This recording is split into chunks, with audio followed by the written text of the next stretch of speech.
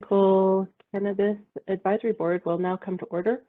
I would like to welcome you to the public hearing where the Medical Cannabis Advisory Board will receive updates from the medical cannabis program, acknowledge the final decisions of the Secretary of Health regarding our previous recommendations of additional diagnosis and adequate supply, discuss proposed amendments to rules, hear comments from the public, and discuss the schedule of a spring 2022 meeting. No new petitions of medical diagnosis for consideration of inclusions were submitted to this board from the public for our review since the last meeting. Pursuant to notice, this matter is being heard the 7th day of December 2021 via a WebEx events platform and is being recorded. The time is approximately 9:04, and I am Stephanie Richmond, the chairperson for the Medical Cannabis Advisory Board. New Mexico Department of Health Assistant General Counsel Chris Woodward will be advising the department during this proceeding. This proceeding is being held in accordance with the Lynn and Aaron Compassionate Use Act, sections 26-2B-1 through 26-2B-7 NMSA 1978, and regulations at NMAC Title 7, Chapter 34, Part 2.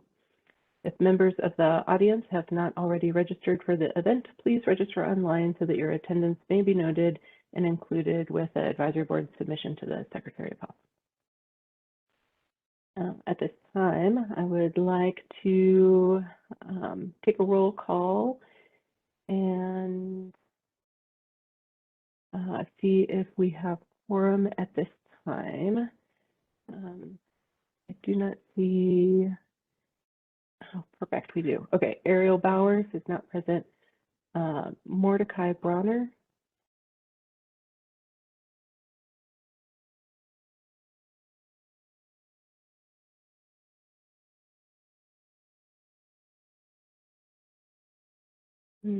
I see that you are logged on, Mordecai. We'll come back to you so that you can announce your presence for us. Thanks. Chantal. Good morning. I'm here. Rachel Goodman, not present. Courtney Marquez.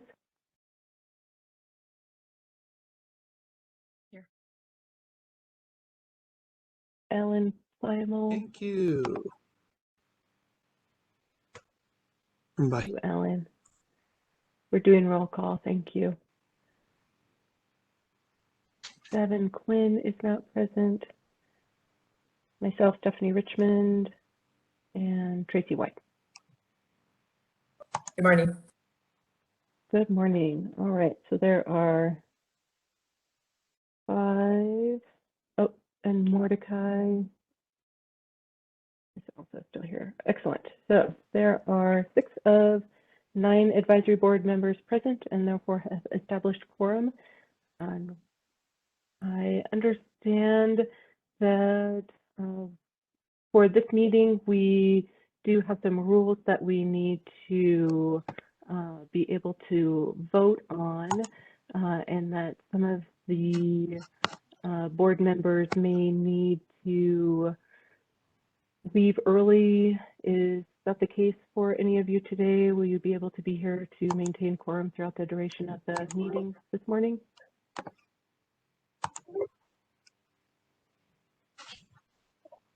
I may have to leave early. Okay, so for in order to help maintain quorum and to make sure that we can do some voting, I motion that we break with the agenda and move to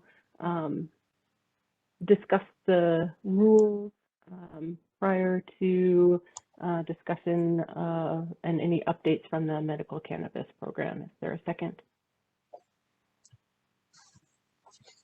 I'll second that. Excellent. All right. I would also like to recognize that Ariel Bowers has been reappointed for a 2-year term to participate on the Medical Cannabis Advisory Board, and no other new appointments were made to the board since our last meeting. I also motion to approve the minutes of our last meeting on August 17, 2021 that were submitted by Dr. Gary French. Additionally, this meeting was recorded and may be viewed on the Medical Cannabis Program webpage. Is there a second for the approval of minutes? A second. Excellent. The minutes have been approved and admitted to the record. All right. So there was a rules hearing that was held on November 12, 2021. And during this meeting, it was proposed and adopted that the proposed rules record be left open in order to hear from this board regarding our determinations. The rules hearing officer plans to make recommendations after learning of our response to the proposed amendments. That you have that information in front of you. Several of these rules were revised based on the changes of the Cannabis Regulation Act and the transfer of authority for the licensure and regulation of commercial cannabis establishments for the Cannabis Control Division and the Regulation and Licensing Department. So let's get right into some of these proposed rule changes. There is an amendment to Rule 7.34.2.7, and in my review of these proposed revisions, there's nothing really more remarkable about these changes. It really does address the transfer between departments. I motion for an open table discussion for the board to discuss any of these concerns about these definitions. Is there a second?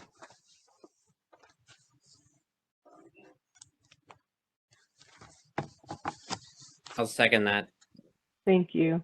Did any board members have any questions about the proposed definition changes in this 7.34.2.7?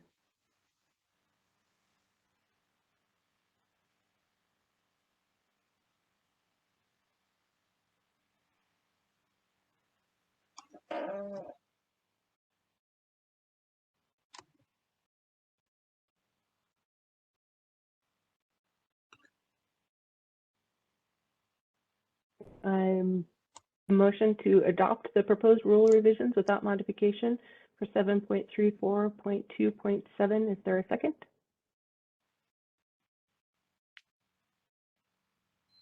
I'll second. Excellent. We'll now do a roll call vote to adopt the proposed rule revisions for 7.34.2.7. Mordecai.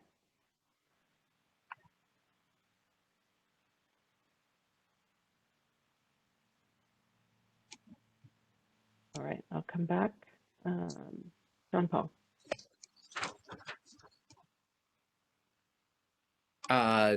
Let's see. Do I vote yay or yes? Yeah, the proposed vote is to approve the definitions without any revisions. Yes. So yeah, I vote to approve them. Excellent. Courtney. Yes, to approve. Alan.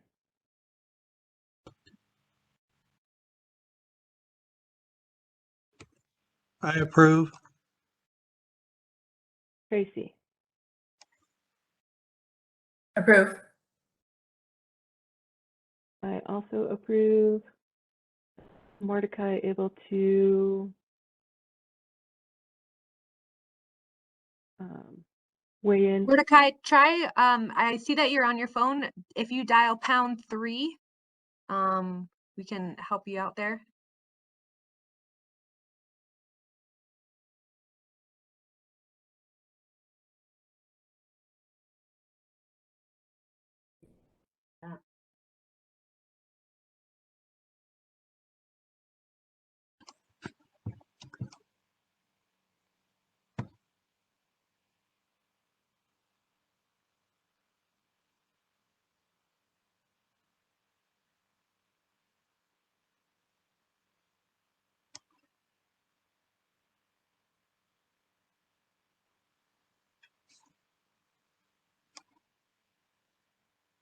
Okay.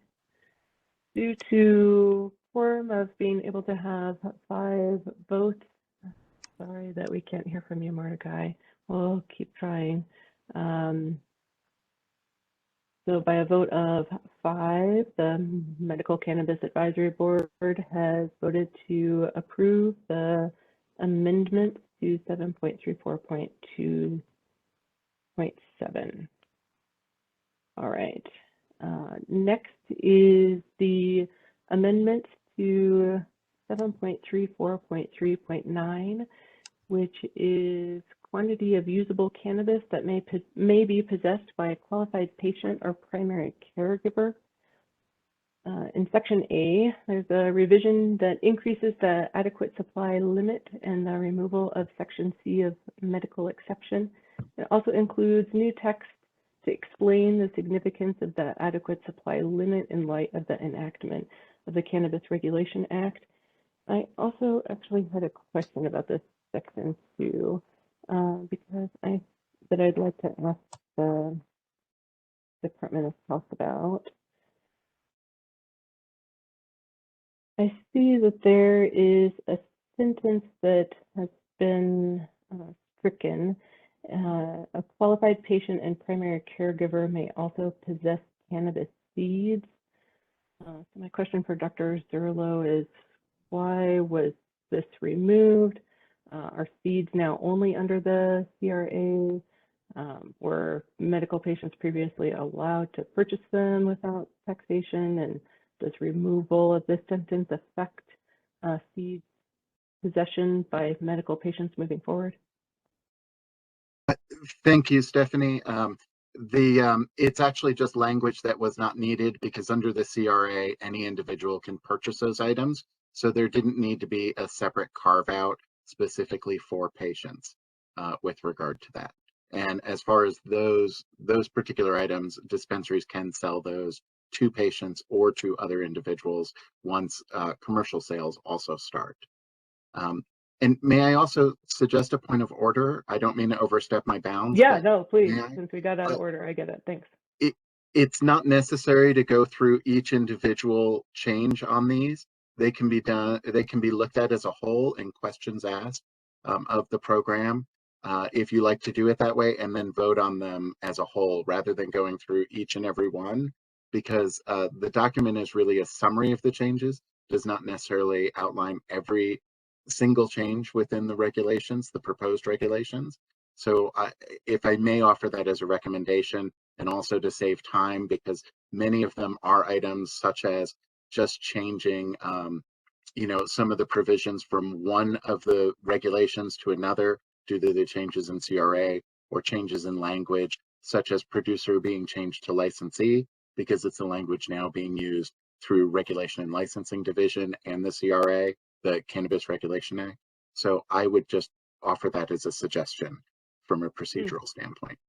Thank you. I do appreciate that. My intent was to not go through every line item. It's just there were a couple of things early on with, in particular, this section and the reciprocity section that I had wanted to be able to have more of a discussion with the board, but I agree. And my intent is not to go through every single sentence, so thank you. Okay. So thank you for the clarification about the seeds. I move to have an open table discussion about some of this language that's in the section 7.34.3.9A with the board. Is there a second?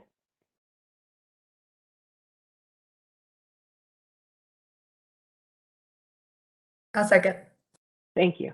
All right, so I'd like to discuss with you guys about some of this new language that is introduced in this section.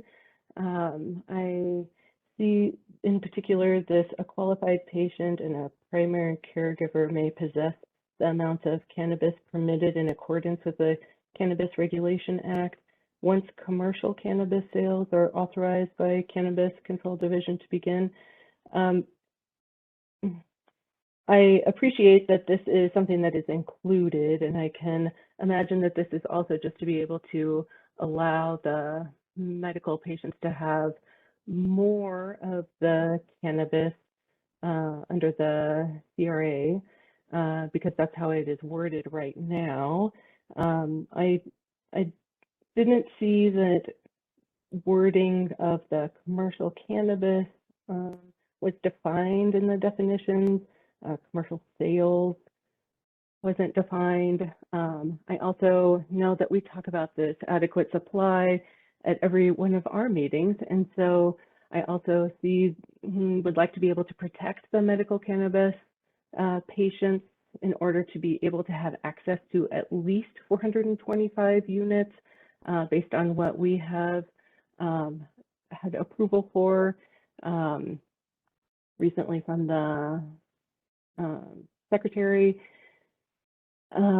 So I propose that we consider changing this language to say something that is more along the lines of a qualified patient and a primary caregiver may possess no more cannabis than authorized by the Cannabis Regulation Act or the Medical Cannabis Program. I think that this would make sure to protect the medical patients to be able to have access to the 425 units.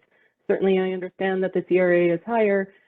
We may have change of legislation in the future. If that wording changes in the future, like our wording has also changed for adequate supply and potentially has a decrease in the future, I want to still be able to have those medical patients have access to whichever is greater.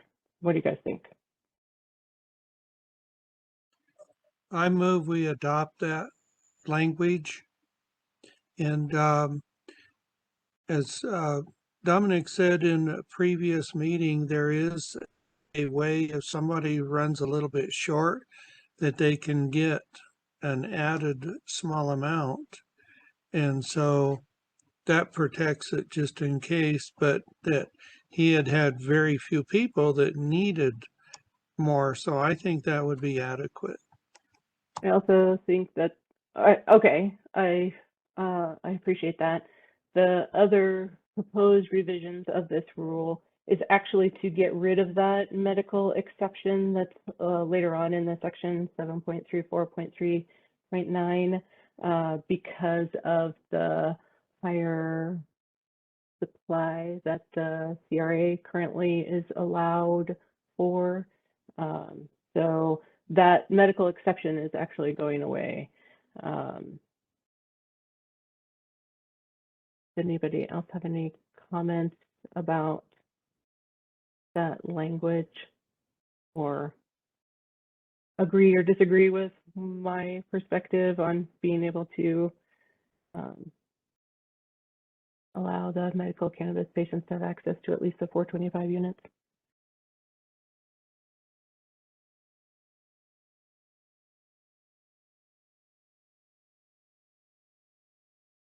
I agree with your verbiage. I like what you're proposing. I think I would agree with that. Okay, excellent. Okay, so anybody else?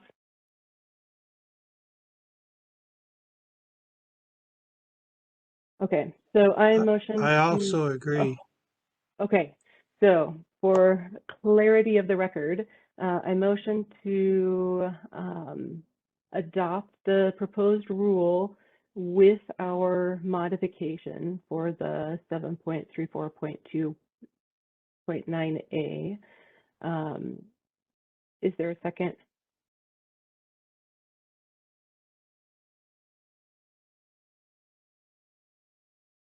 Can you just read through your verbiage again real quick? Yeah, of course. Okay, so if the other part, just again for the record, right now I would just like to vote that we're going to modify it. So we'll approve the modification, or we approve that we're going to modify it. Then I'd like to talk about a proposed modification, and then we vote on the modification. So right now on the floor, I have motion to modify this rule.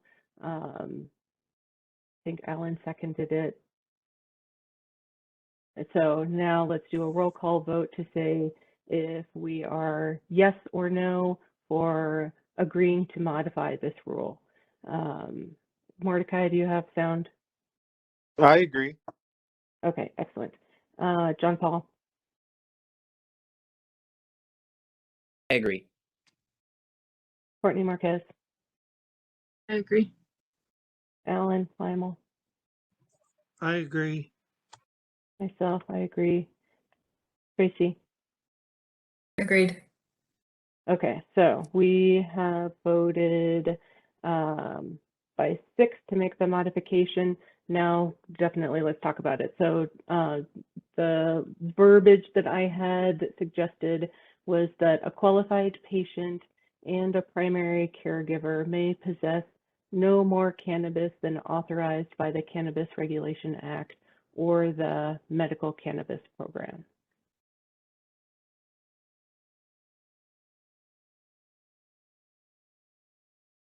Stephanie, do we need to add whichever is more? I know, right? I thought about that too, and I thought that I was getting away with implying which one would be more by saying or, because right now the CRA is more, but I mean I'm open to talking about that.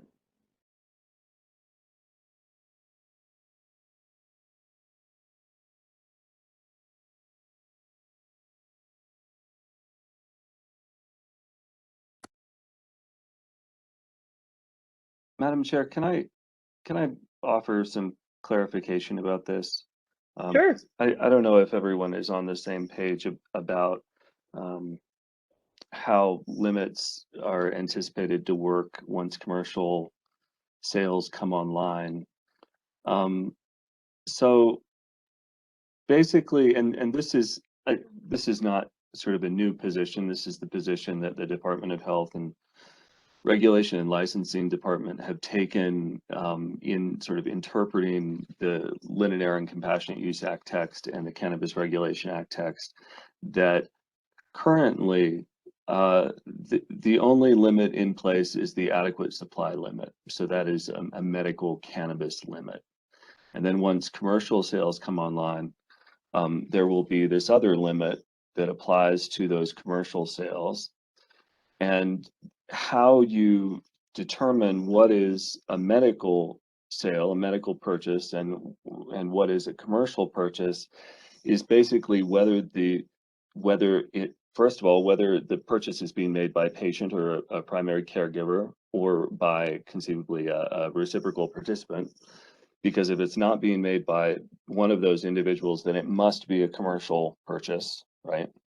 And then for commercial purchases, I believe under the Cannabis Regulation Act, the only limit is a transactional limit. And I want to say it's 2 ounces per individual transaction, but there's no sort of overall limit there.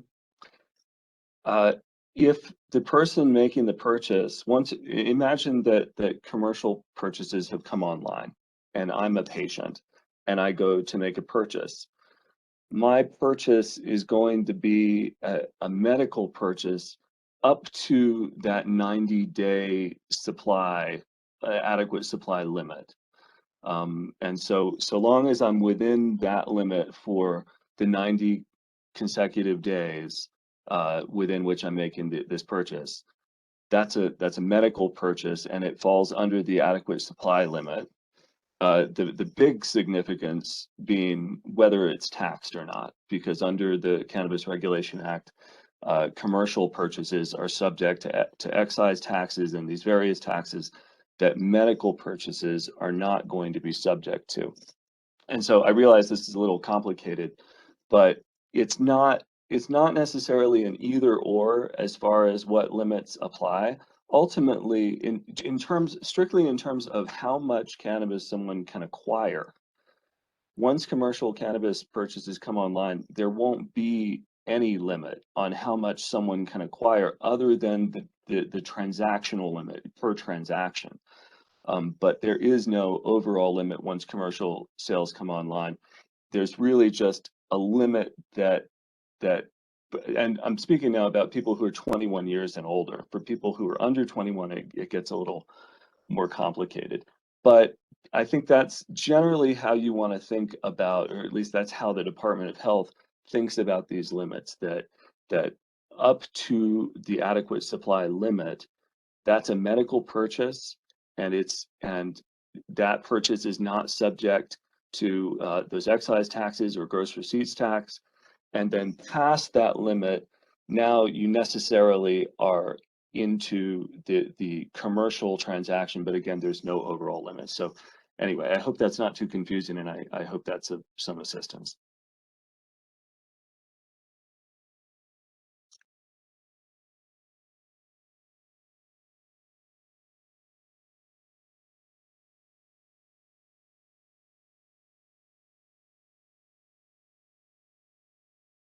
Madam Chair, we can't hear you.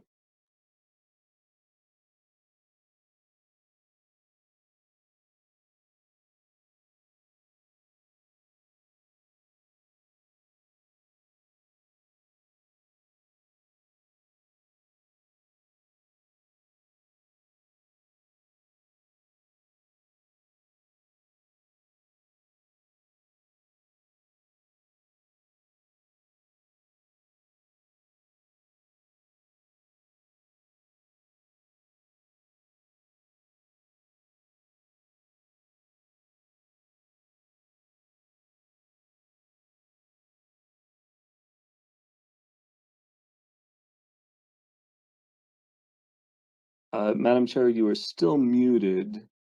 There should be a mute button there that you can unmute. And if She's, that, she's unmuted. I think she's just having some technical difficulty. Why don't you try logging out, maybe logging back in?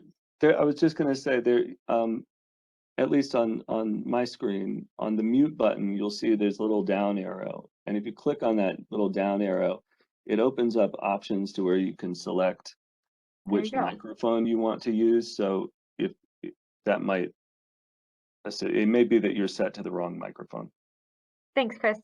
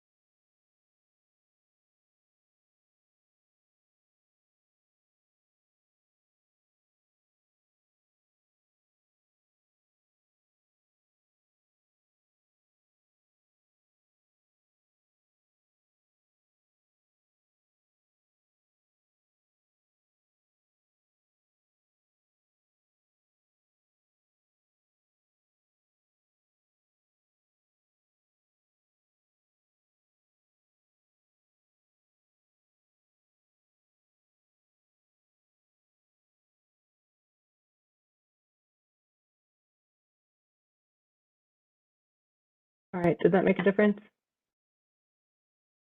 We can hear you now, Madam Chair. Oh, excellent. Okay, sorry about that. Okay, sorry about missing your explanation. Okay, so how with these proposed rules, is there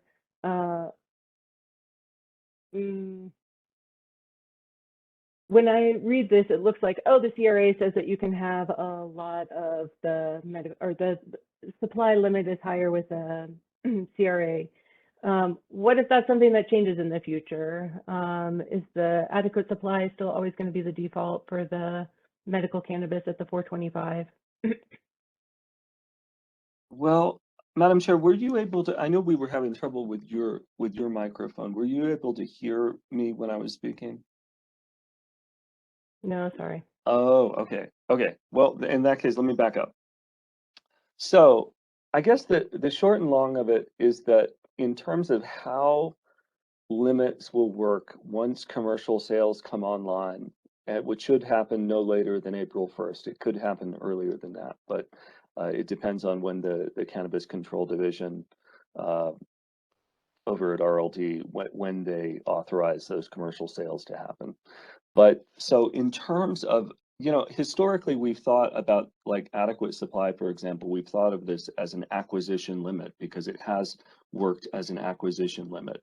Once commercial sales come online, there won't be any overall acquisition limit. There won't be, the only limits under the Cannabis Regulation Act are transactional limits, at least that I am recalling right offhand. So I believe there's a 2-ounce transactional limit for purchases, and that will apply both to medical purchases and commercial purchases.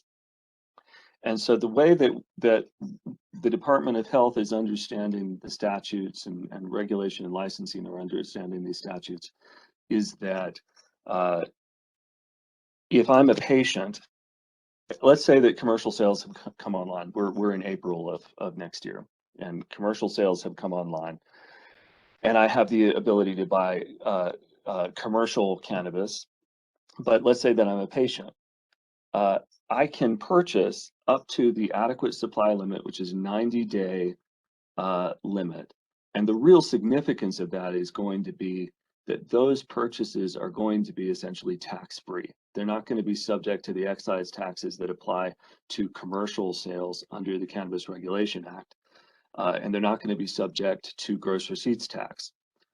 So that is going to become the primary purpose of the adequate supply limit, at least for persons 21 years of age and older.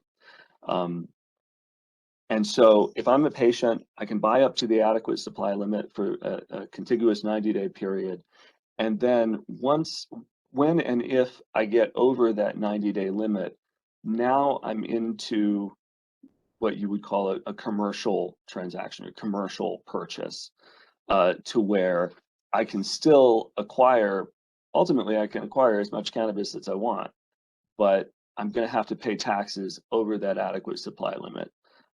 But again, once commercial sales come online, it's really just going to be that 2-ounce transactional limit, but that's just for an individual transaction. It's not an overall acquisition limit. Does that all make sense? Yes, that was definitely my understanding from reading about the CRA as well.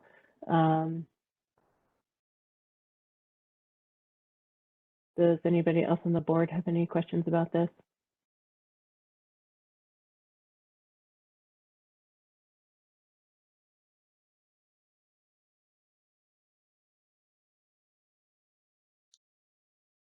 No. Okay.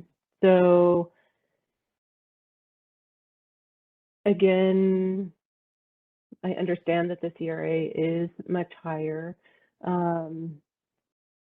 And from what Chris was just suggesting, that the adequate supply for medical cannabis patients is always going to be there. So then the modification that I was suggesting is kind of null. Do you agree with that, Chris? I think that I think from just speaking personally, I think we're basically talking about the same thing, and I think that the text that's there effectively does what you were describing. Conceivably the rule could be clearer about exactly. You mentioned that it doesn't define commercial sales, and so that might be something that the department could look at in the future. Getting a bit off topic, but I know you had asked a good question about why that reference to seeds was struck out from there. And my memory of this is a little fuzzy, but I think it's because seeds, we had plugged in the definition section, we had plugged in a statutory definition of cannabis that included within the definition of cannabis seeds. And so it wasn't really necessary to spell out in such detail, you know, you're authorized to possess seeds, well, you're authorized to possess cannabis. And so that was why that was there. Okay, thank you for that clarification. Yeah, that is also consistent with what Dominic was suggesting too. So thank you both for that. Okay, so I know with the board that we had discussed doing a modification in light of this other conversation that we have had with the general counsel. You guys have any other questions? Is it something that we need to have any kind of other modification to this language in this section regarding the commercial sales? I mean, I get it. I think it's really also just kind of to another point that another board member brought up, like whichever is more, just being able to legally protect the medical cannabis patient from being able to have that amount. So I appreciate that part as well. Yeah, it is, Madam Chair. I guess if I trying to think of how I can sort of condense I guess the thing is that it's not an either or with the limits. It's not like there's the patient limit or the commercial limit. It's just if I'm not a patient, then I just follow the purchase restrictions and so forth and the tax standards that apply under the Cannabis Regulation Act. But if I am a patient, I enjoy the benefit of not paying taxes for that adequate supply limit, but then I can make commercial purchases as well. So in other words, it's not as though there are two different limits that are where you have to choose either or. It's just there. It's sort of a continuous thing, if that makes any sense. Yeah, I do agree with that. I think I was just because this board has addressed adequate supply many times. If any kind of supply issue is something that may change if we have a different change with legislation from the CRA in the future. And when I read this language, it seems like, oh, right now the CRA is higher. So you can have up to that amount. It's just kind of some of the impression that I had from reading. I guess maybe another way to think about this, you raised the point of, you know, what if the CRA I think my speaker died again. And I would just, on that point, I would say that the Limited and Compassionate Use Act does have its own immunities section that is specific to the adequate supply limit and that is independent of the Cannabis Regulation Act. And so if there was ever any concern about, let's say that next year somehow the Cannabis Regulation Act vanished, it got struck down or something. The Lynn and Aaron Compassionate Use Act would still be there. Oh, did we lose the chair? I think she said her microphone wasn't working again, so perhaps she will rejoin. Okay, I guess we'll just give her a minute, a few minutes, yeah. Thanks, Chris. Sure.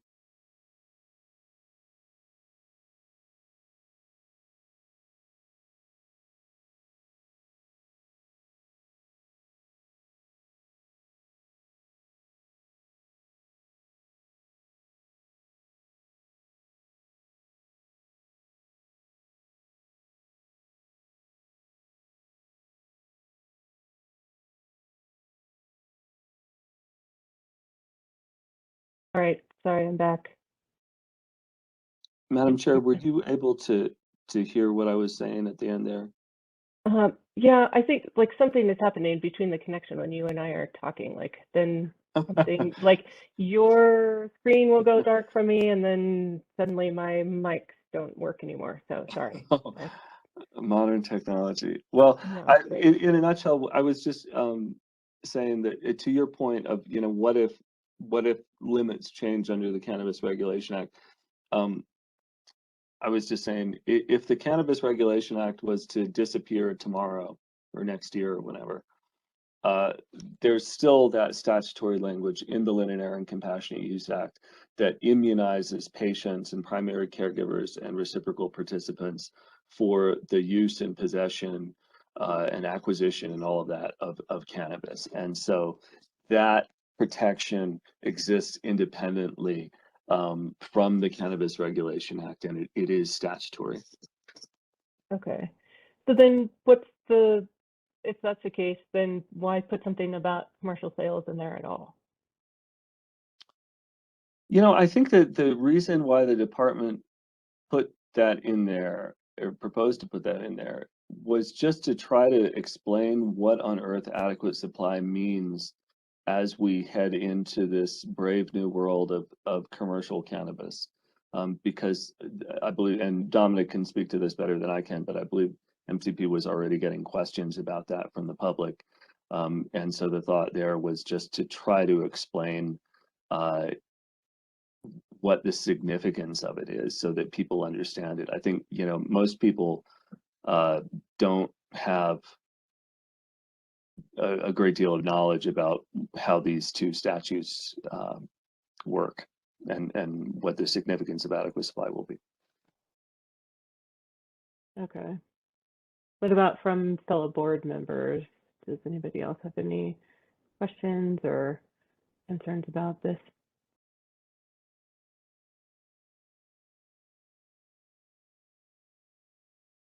So in light of the fact of being able to have some other protections for the adequate supply, do you guys feel like we need to do any kind of modifications to this inclusion of commercial cannabis verbiage that's in that section 7.34.3.9A?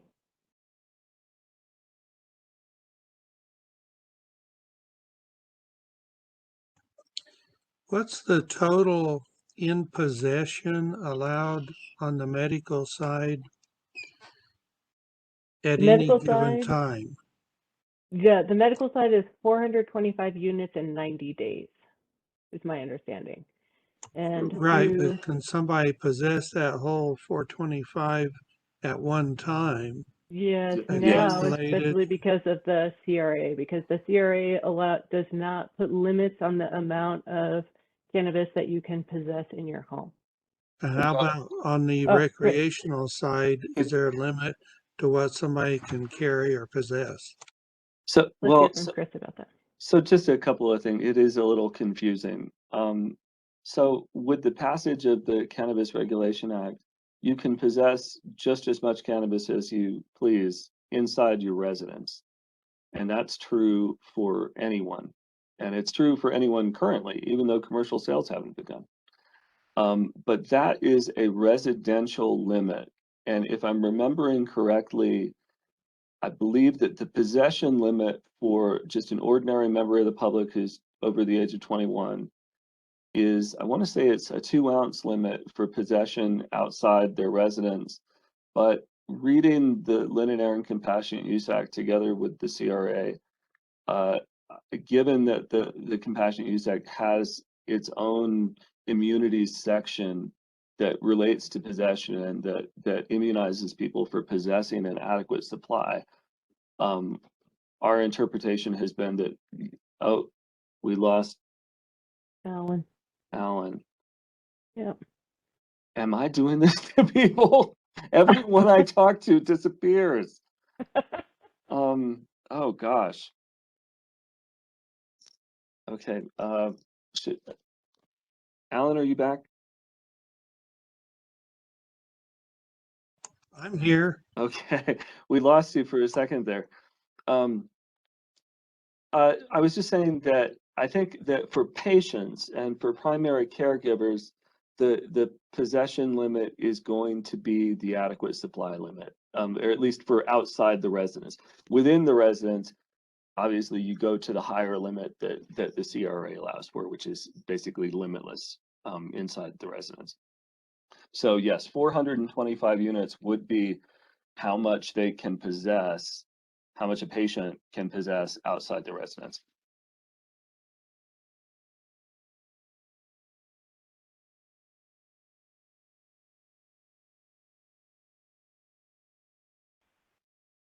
Now, a question back to the board in terms of adopting the language in that section, given this conversation with Chris, how do you guys feel about modifying it, accepting it, asking the board to make some definitions about the commercial language? What do you guys think?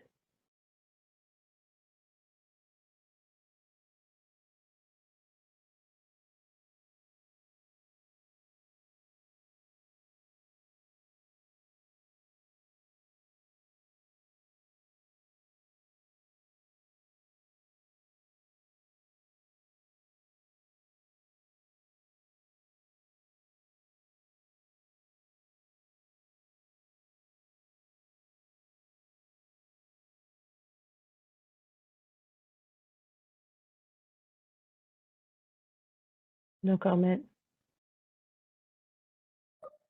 I think with that additional explanation, I think that maybe we don't need to make any further modification.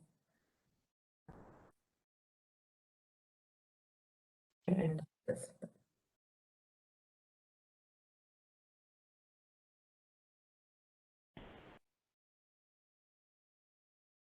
What about you, John Paul?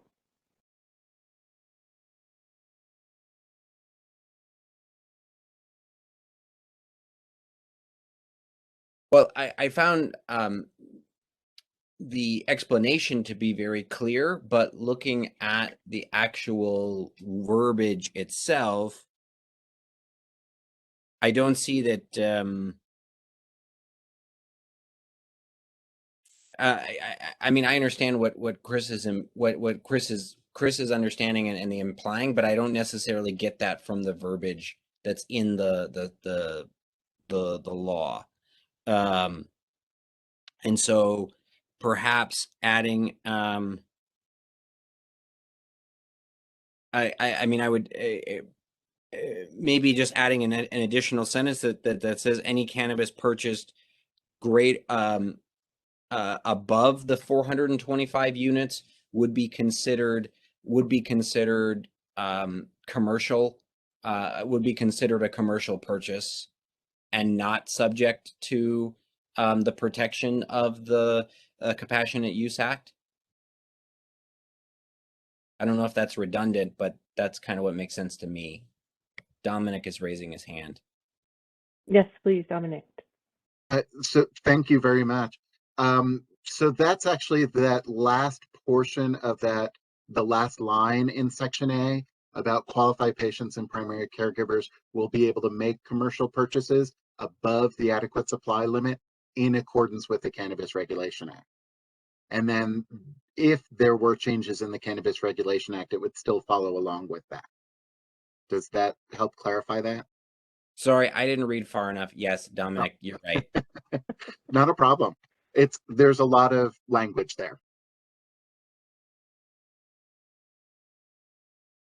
Yeah, no, I'm fine now with how it reads. Okay, so the vote on the floor had been to make a modification. If the board is in agreement, then we can retract the modification and move to adopt the language as written. What's the consensus of the board about that before I make another motion? I'm fine with that. I would second that. Okay, so it has been seconded to agree. Okay, well, let's do this. So I motion to adopt the proposed rule revisions for 7.34.3.9 without modification. John Paul approved or seconded that. So let's see about doing a roll call vote for that. Mordecai. Yep. John Paul. Yes. Courtney, Yes. Alan. Yes. I will also say yes. Tracy. Yes. Excellent. Okay. And then in terms of, so we have agreed to approve the language without any modifications in the 7.34.3.9A. The remaining rules, we can have an open table conversation about the rest of the proposed revisions. Is there a second? Madam Chair, if Yeah. I may, I would suggest, but just for purposes of discussion, I don't know that you necessarily need to take a vote or make a motion for discussion purposes. I would suggest just discussing them as you go through them, and then when you come to a point where you think that you have an idea for, if anyone has an idea for a motion to make a recommendation, at that point I would make a motion. But otherwise, I think discussion is fair game. Okay, perfect. Trying to prevent what happened at one of the last meetings where I had to go through the whole meeting again. So I appreciate that. Okay, so if they're in the 7.34.3.9C, that, to Alan's point, that gets rid of the medical exception just because of the quantity that is higher currently with the CRA. So that gets rid of the medical exception that providers do for patients in order to get them a higher adequate supply. Is there any conversation amongst the board members regarding that?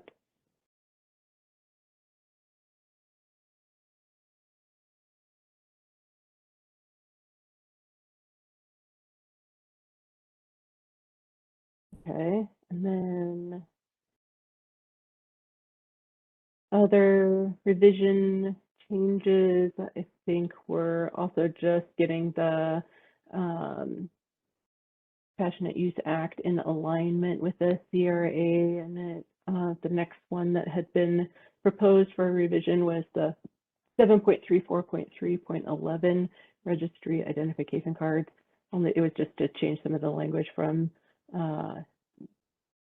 producer to licensee. So I think that's fine with that. Yes, Dominic. Madam Chair, I just wanted to point out there was one other change that we announced during the rule hearing with the previous section, which is 734.3.10, which is the requirements for caregivers. And what this does is it actually removes the criminal history screening requirement from that. Now, the reason for that is the caregiver within medical cannabis is not your traditional caregiver. So it doesn't indicate somebody who is going to be doing caregiving for somebody at home or within a facility. What this really, the caregiver designation was really for someone who didn't have the ability to go and purchase and or grow their own cannabis that would allow them to purchase or grow on behalf of the patient. However, under the CRA, the items that were being sought after under the criminal history screening were eliminated or to be expunged out of records. So what we would end up doing by having that criminal history screening is actually potentially denying individuals to be able to go purchase cannabis for somebody based on a prior conviction that is no longer in their record, that should have been expunged or could be expunged. And so this really puts it in alignment with the CRA. Now, I know a concern that has come out from some individuals in discussions has been that, well, what if a caregiver does have a criminal background, meaning a primary caregiver that we use within the normal definitions in medicine about somebody who is giving in-home health care and all of that, and they would still have to follow the same licensing requirements that that they would have to do to become an at-home caregiver or working within a facility such as hospice or somewhere else. So it doesn't eliminate criminal screening from those types of caregivers, just for the purpose of being able to obtain cannabis for the patient. And I see we actually, that Stephanie just dropped off again. So And I'm not sure how much she heard there. Hello again, Stephanie.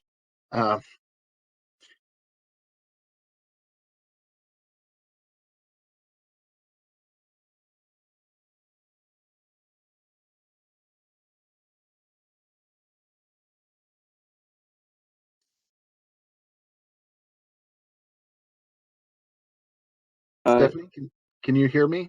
I can hear you. For some reason Okay. now it is sharing my screen. So if you go to the top Stop of that sharing. screen, there you You go. got Oh, it. you got it. Perfect. Okay. So what I was saying, and I think you may have dropped off just as I was getting to the point, that individuals who are caregivers for a patient, whether it's at home or within a facility, who are licensed caregivers, so under the normal medical definition, the use that we would use within most of medicine regarding a caregiver, they would still go through the same criminal history screening that their licensure requires. This would just remove it for individuals who are going or being designated as a caregiver to go and purchase for a patient. Perfect. I like that. I like that it is in alignment with the CRA too. I don't have any concerns about that. Does anybody on the board have any questions about that? Okay, perfect. And then the next item that was, again, before we got onto this, was about just changing some of the language between producer and licensee. I didn't have a problem with that. And then another one was the 7.34.3.13 possession of usable cannabis. That's also something that has changed because of the Cannabis Control Division now licensing testing laboratories and who can do that transfer. Same for the 7.34.3.19, which is the disposal of unused cannabis. So that talks about the disposal of the unused cannabis, including the reciprocal patients, and aligns with the CRA. I didn't think that there was anything unusual about that. The only other thing would be in this section about reciprocity, 7.34.3.22. And if we had agreed that there was no change about the language that we had just been discussing regarding that section A language, then I think that this reciprocity is also consistent with that same kind of language. Does anybody on the board have any questions or concerns about the reciprocity section?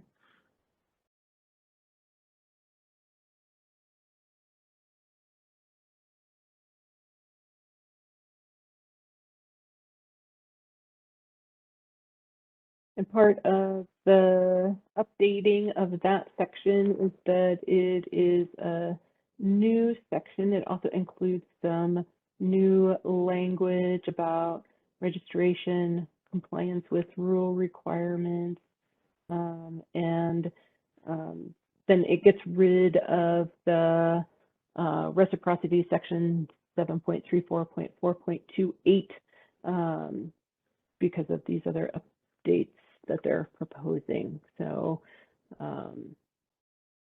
we didn't have any concerns about the previous language about commercial sales. This is also in alignment with that previous language. What do you guys think?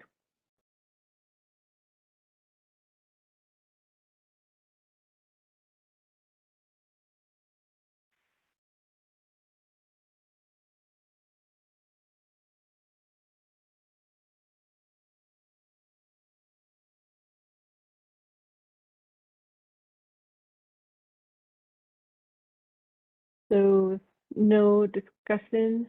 No, Then, I'm sorry. I don't have any issues with it. Perfect. All right.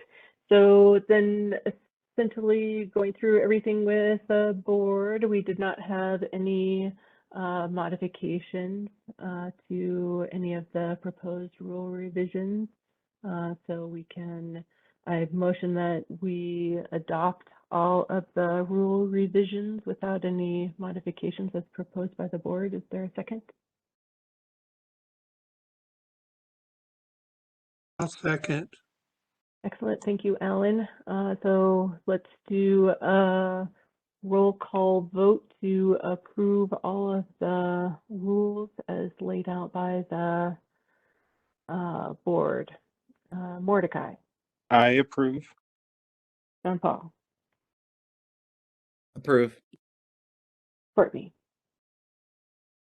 I approve. Alan, I approve. I approve, and Tracy. Approve.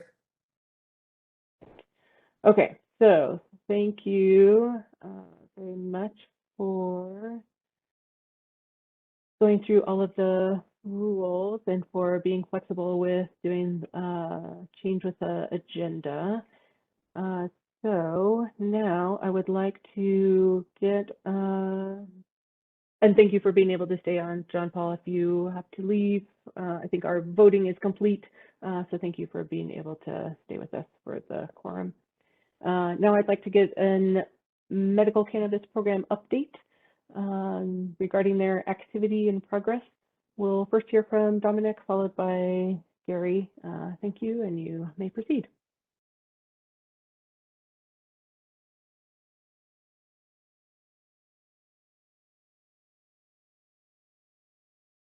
Oh.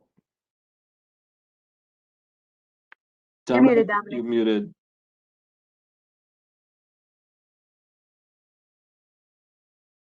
Sorry, everybody. I was trying to get the slide presentation going, so my apologies.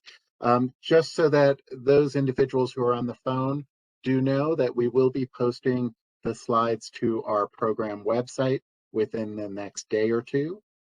Please give that just a little bit of time for them to be posted, but they will be available there. I will also walk through the slides as we have them, so those who do not have the ability to see them visually will still understand what is on the slides. So with regard to that, the Department of Health, before I start with the rest of it, one of the things that the department wants to make sure we always recognize is that we humbly acknowledge that we are on the unceded ancestral lands of the original peoples of the Apache, Navajo, and Pueblo, both past and present. And with gratitude, we pay our respects to the land, the people, and the communities that have continued to contribute to what we know now as the state of New Mexico. The mission of the Department of Health has we have several mission and goal statements. The mission is to ensure health equity. So we work with our partners to promote health and well-being and improve health outcomes for all people in New Mexico.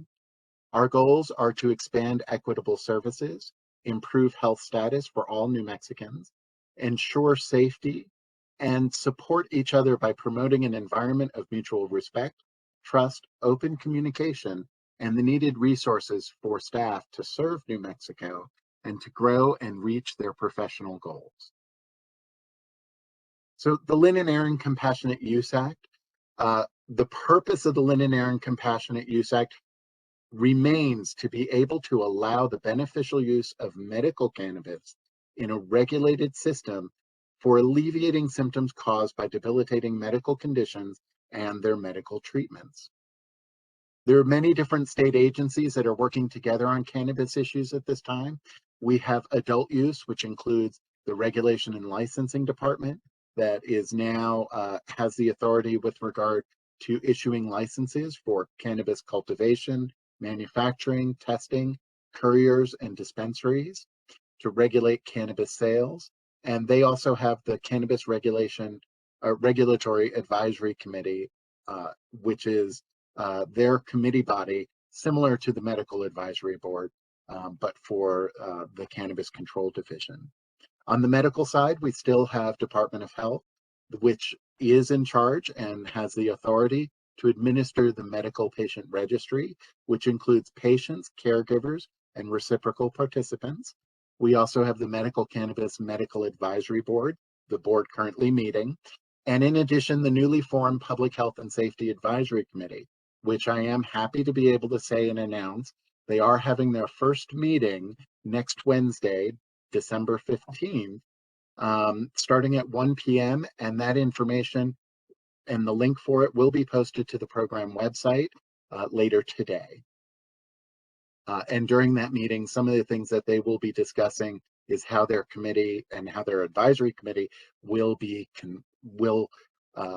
what their goals and how they're going to move forward, how they're going to function, and the election of a chair.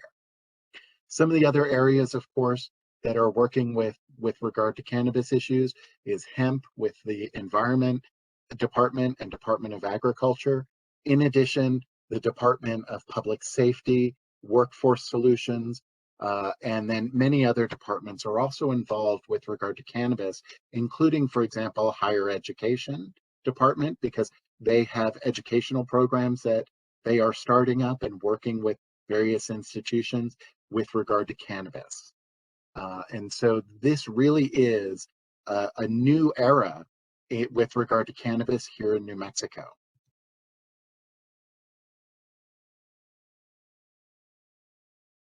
The current program in FY21, so last year, the year ending in June 30th, the program for medical cannabis had 28 full-time equivalent positions. So we had 28 FTEs. With the advent of the Cannabis Regulation Act, there were 13 positions transferred from the Department of Health to the RLD Cannabis Control Division. Out of those positions, 8 of them were part of the license and compliance section from medical cannabis, and 5 others that came from the patient services side. In order for the program to continue to do the work that it does with the patient registry, there were 3 new what are called T180 positions created for the medical cannabis program so that we could continue to serve patients and to actually reduce the amount of time to process applications. And to give you an idea, as of the end of September of 2021, there were 124,000 patients enrolled in the program. The program also processed just under 15,000 applications and renewals from July 1st to September 30th. So that's just a 3-month period. So if we extrapolate that out, that ends up being approximately 60,000 various applications a year. However, one of the things that I do want to caution everybody, that includes re-enrollments, annual certifications, and that number is increasing, and that continues to increase on a regular basis. I do have on the slide a map that shows the number of patients that are within each county.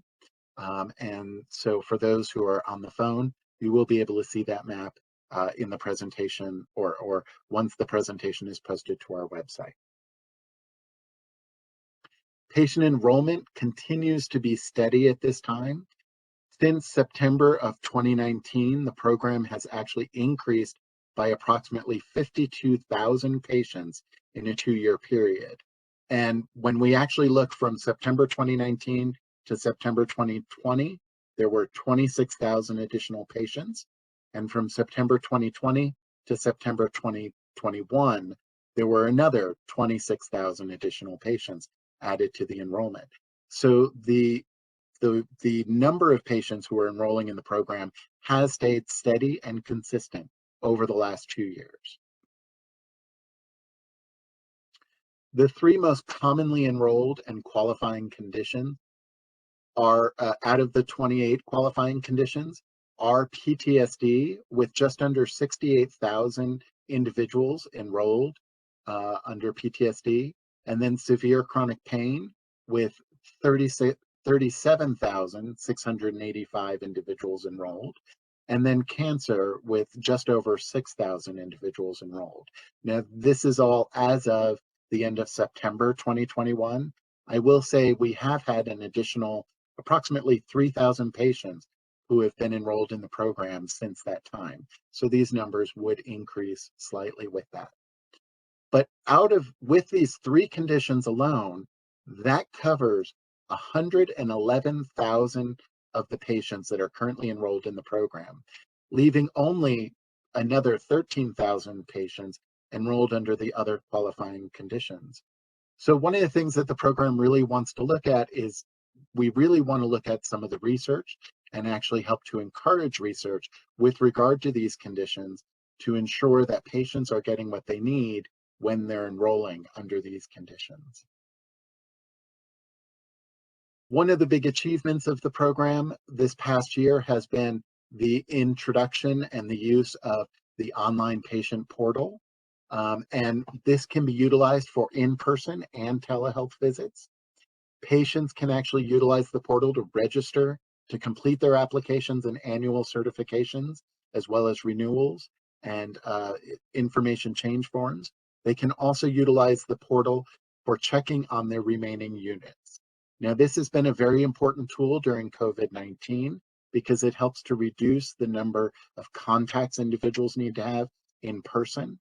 And especially with regard to telehealth visits, because then there's not a situation where applications need to be mailed from one individual to another to get those original signatures, because it can be done electronically. So this has been very important for the tool for the program. And at this point, I would like to actually invite Dr. Gary French to be able to present. But before I do that, are there any questions from the board that I can help answer?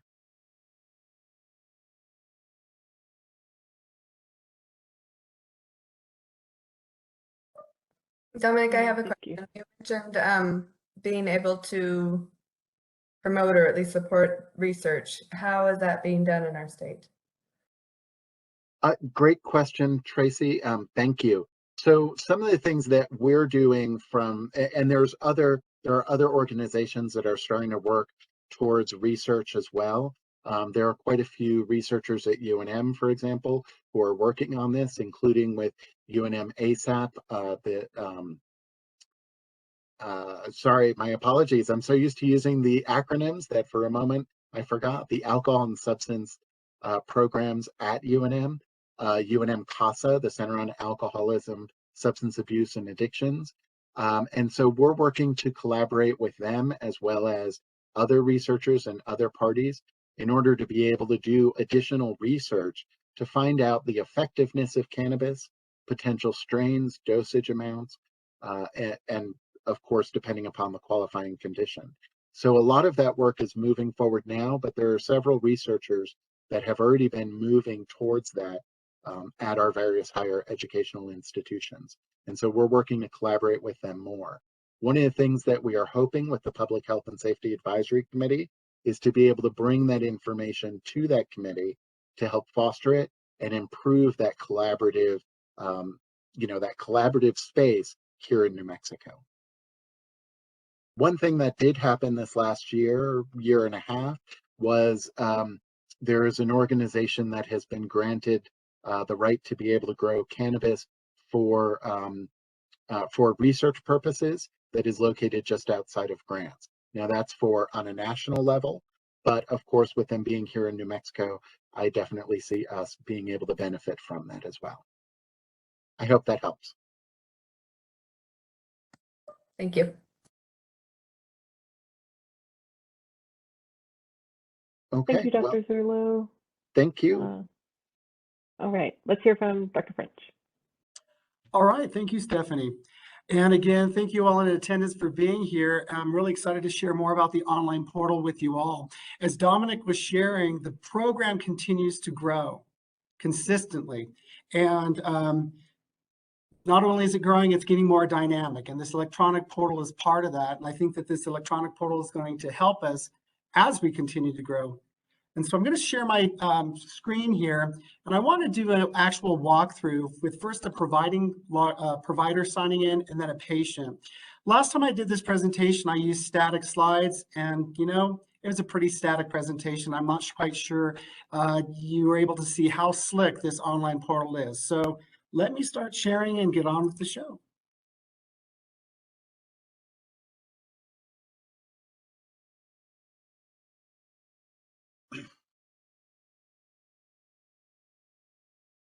Okay. So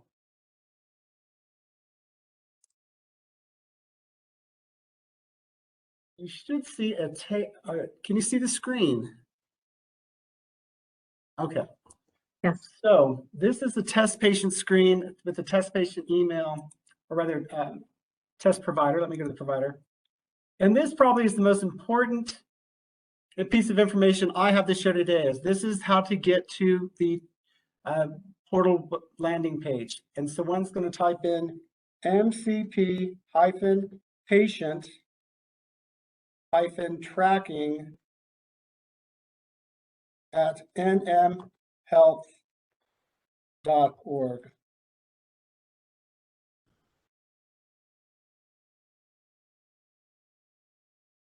So here's the landing page.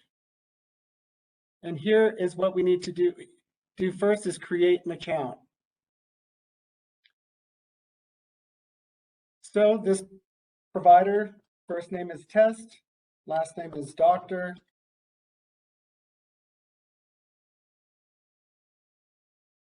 A birthday. And this box becomes more relevant for patients more than for medical providers. I'll explain more later. And the email for this provider.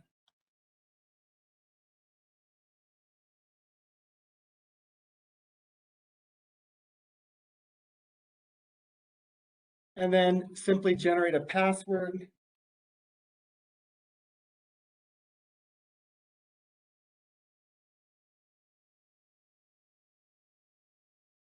And submit. So what the provider has done in this instance is they've registered their email with the program. Upon doing that, the provider will receive an email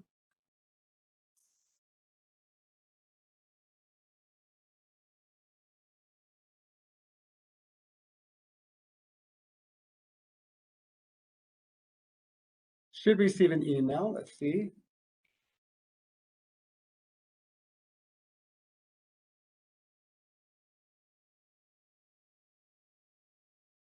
Okay.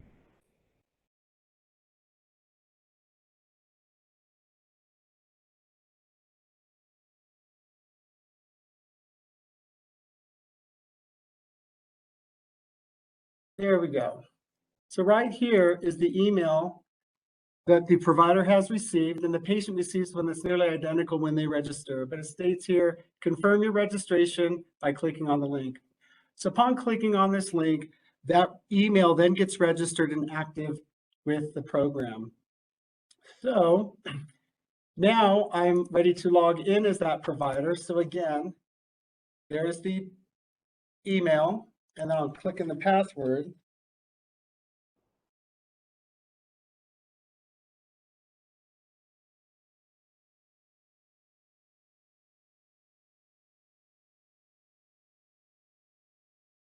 And now I'm logged in. So at this point, the provider would go to applications, and right here you can see medical provider application. So the medical provider then would fill in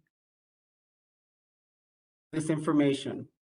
So again, all medical providers do have to have a New Mexico controlled substance number that is active and does work. So here's the medical provider. Again,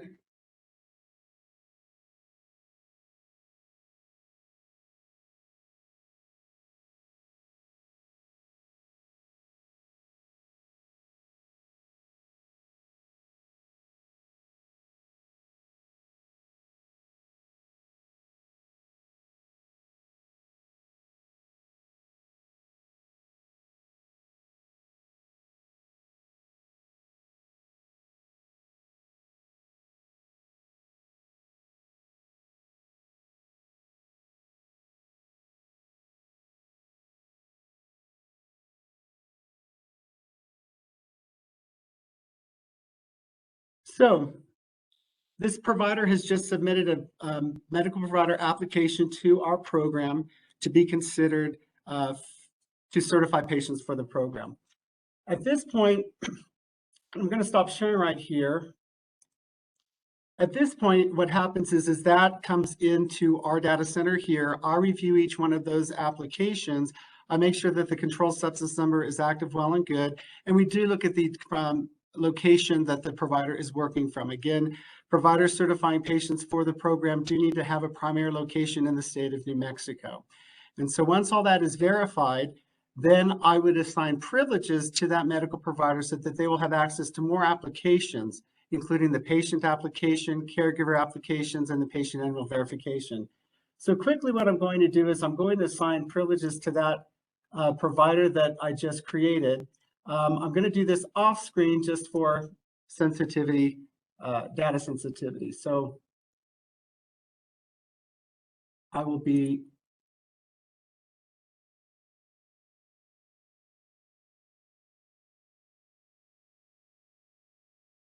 doing this quickly. And again, this is what we do internally with each one of the medical provider applications. Once I've assigned privileges, then we'll go ahead and we'll do a patient app.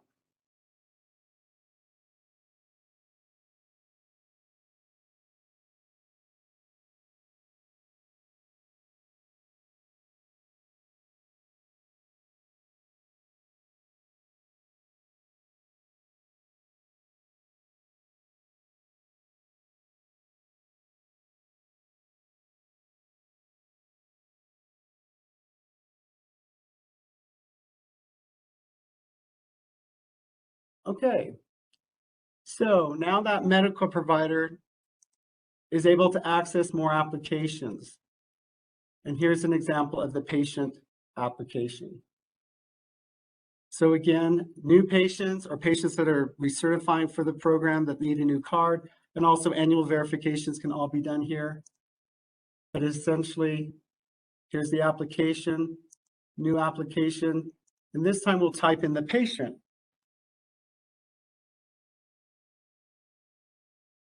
Hey, Gary, I think you need to reshare your screen. You can't Okay. see anything. There we go. Thanks. So again, what I did is I went up here, selected patient application, and it brings me to this screen. The provider decides if it's a new application or a 3-year recertification. If it's a patient just needing an annual verification done, they would click annual verification, which is a slightly different application. As you can see here, the provider's information will be pre-populated. But let's go back to the new application.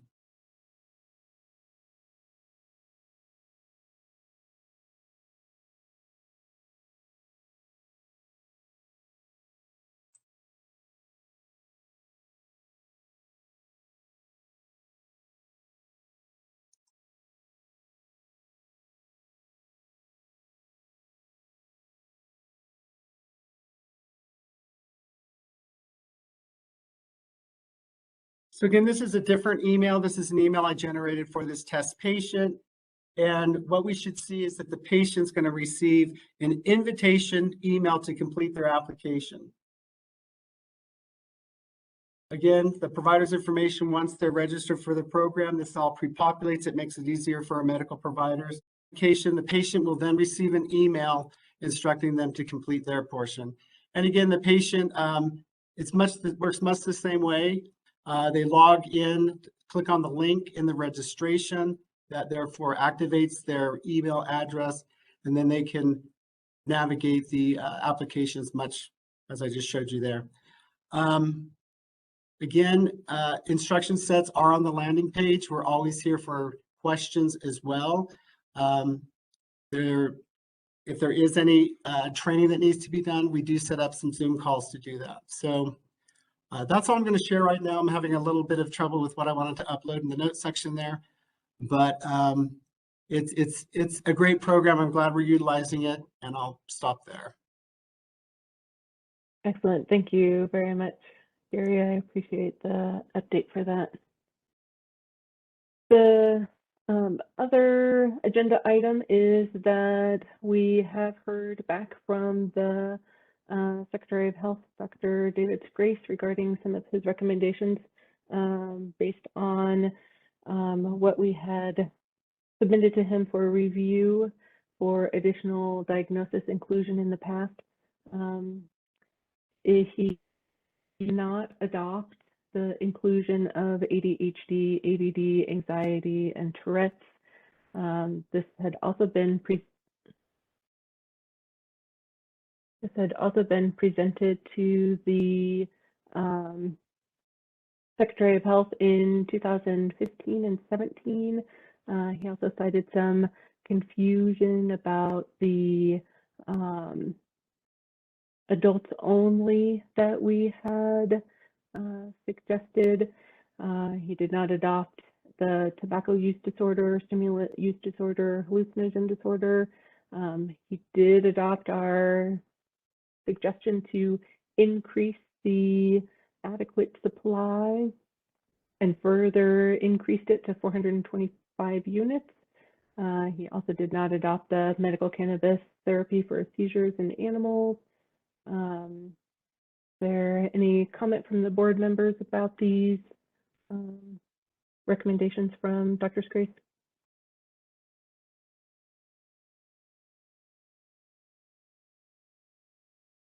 Was there a reason given for why he did not accept recommendation for those new diagnoses to be included?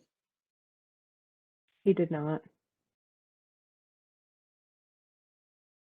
I'm sorry, was that something, like, could you guys not hear me when I was just talking? We could hear you. Okay, perfect. The other thing that, since some of these diagnoses had been brought to the Secretary of Health in the past, the other thing I have as a suggestion for my fellow board members is that we could, as board members, consider coming up with a petition to present it at a meeting with consideration to present to the Secretary of Health. I did not see anything in the advisory board responsibilities and duties from 7.34.2.8 that said that we are not allowed to meet in smaller groups that do not meet quorum in case there was something that more than one board member would want to work on as a petition. We could pass that by Chris Woodward to have some reassurance that that would be something that board members could do as smaller groups outside of quorum if we were working on a petition together. But I haven't been getting any other diagnosis petitions from the community either. So just something to think about moving forward. What do you guys think about that as board members doing petitions? I would be very happy to complete a petition for the inclusion of those diagnoses, as well as, I don't know if we can add one. I don't know if insomnia has ever been proposed as a diagnosis in the past, but my experience working with cancer patients is that medical cannabis is most helpful for insomnia issues as well as anxiety issues. So I really feel very strongly as a provider that those two diagnoses need to be included. Nice. I like this. I agree with you. And if you wanted to connect sometime to work on a petition that we could bring to the next meeting, I'd be happy to work with you on that. Let's do that. Awesome. All right. Yeah. Now is time for the public comment. So individuals who have pre-registered for the meeting and have requested to make a public comment will be able to comment first and should limit speaking time to 3 minutes. If you have not previously requested to make a public comment, please click on the raised hand icon on your computer or dial #3 if you're calling in by phone. I ask for assistance from the Department of Health Medical Cannabis Program with calling on the speakers and for monitoring the time. For those of you unable to make a public comment during the meeting, the public comment period will be open for 48 hours after the meeting. Please send all public comments to the following web address: medical.cannabis@state.nm.us. Thank you, and we look forward to hearing from you. Okay, the live public comment period is now open. You will have 3 minutes to speak. I will give you a warning at 30 seconds. There were a number of individuals who did pre-register with their name. However, these individuals have chosen to call in, so I don't know who is who. So if you would like to speak and make a comment, please dial #3 if you've called in. WebEx has also made some changes to protect your privacy. So it will actually ask you if you would like to be unmuted. So I will ask you if you would like to be unmuted, and then you can unmute yourself. So please dial #3 if you would like to make a comment. If not, I think I will just go down the list and say the first 6 digits of your phone number and ask if you'd like to speak.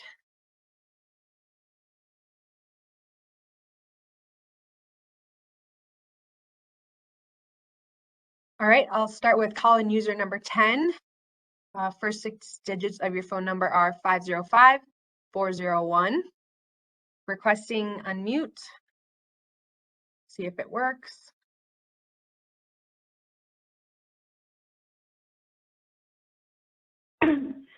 Good morning. Can you hear me? Yes, thank you. And please state your name, your first and last name, and if you are affiliated with anyone or any entity. Yes, this is Christina Caffrey. I'm an attorney with Ultra Health. What the advisory board has done today is blatantly illegal, both from a substantive and a process standpoint. This meeting has been embarrassing to listen to, as it has illustrated that neither the board nor the department staff adequately understand the Cannabis Regulation Act or the regulations proposed by the department. First, I want to read from the Cannabis Regulation Act. I will read several sections of the statute that show why the Department of Health has no power at all to even touch the subject of purchase limitations, and why the advisory board should go back and rescind its vote to approve these regulations. First, section 26(2)(c)(5). That section says, except for administration of the Medical Cannabis Registry, the power, duty, and authority of the Department of Health related to the medical cannabis program shall be transferred to the division on the effective date of the Cannabis Regulation Act. And that means the Cannabis Control Division within the Regulation and Licensing Department. That means that the Department of Health simply has no power to limit the purchases of medical cannabis patients. Next, section 26(2)(c)(25)(a)(1) reads, the following conduct is lawful for a person who is 21 years of age or older: possessing, using, being under the influence of, displaying, purchasing, obtaining, or transporting not more cannabis than authorized by the Cannabis Regulation Act. Next, section 26(2)(c)(3)(b)(4)(a) directs the Cannabis Control Division within RLD to promulgate rules stating that, quote, a person who is 21 years old or older shall not purchase more than 2 ounces of cannabis, 16 grams of cannabis extract, and 800 milligrams of edible cannabis at one time. The statute says person. Now, I think medical cannabis patients are persons, and I don't think that should be a controversial position. I don't believe that they are some lesser class. I certainly don't believe that they are 3/5 of a person. They are persons, and they deserve all of the rights outlined in the statute. And if this board thinks that medical cannabis patients have lesser rights than other New Mexicans, that is seriously concerning. Next, section 742(3)(c) states, the cannabis excise tax shall not apply to retail sales of medical cannabis products sold to a qualified patient or primary caregiver who presents a registry identification card. That's it, period. There is no volume limitation on the tax exemption. No matter what quantity of cannabis, medical cannabis patients purchase, it is tax exempt. Similarly, the gross receipts tax exemption contains no volume limitation, none at all. So what the Department is trying to do is make some medical cannabis taxable and some not taxable. That is a blatant violation of medical cannabis patients' statutory rights. And it should be very concerning to this board, which is supposed to be the guardian of the interests of medical cannabis patients. And in fact, there are medical cannabis patients who could not even get onto this meeting because the Department of Health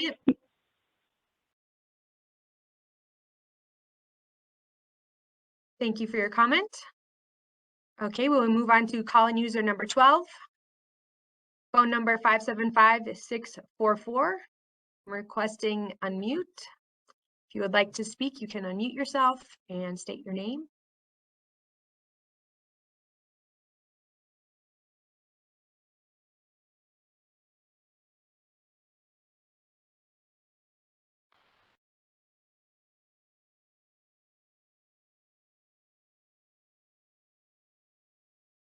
Hi, can anybody hear me? We can. Okay. Hello, and thank you for the opportunity to speak today. I'll make it quite short. In relation to the comments made from the Secretary of Health regarding the denial of these medical conditions that were proposed is quite concerning. I don't know if the Medical Advisory Board has reviewed the, I believe, 5-page report that was put out on this. But it took them almost a year to make a verdict, number one, which is quite interesting.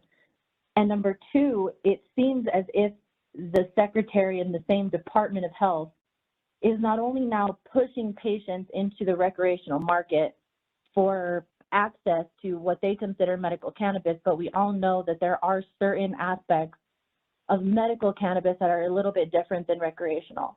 And of course, one of those is doctor oversight. And I'll read specifically in one of the paragraphs that the Secretary of Health mentioned.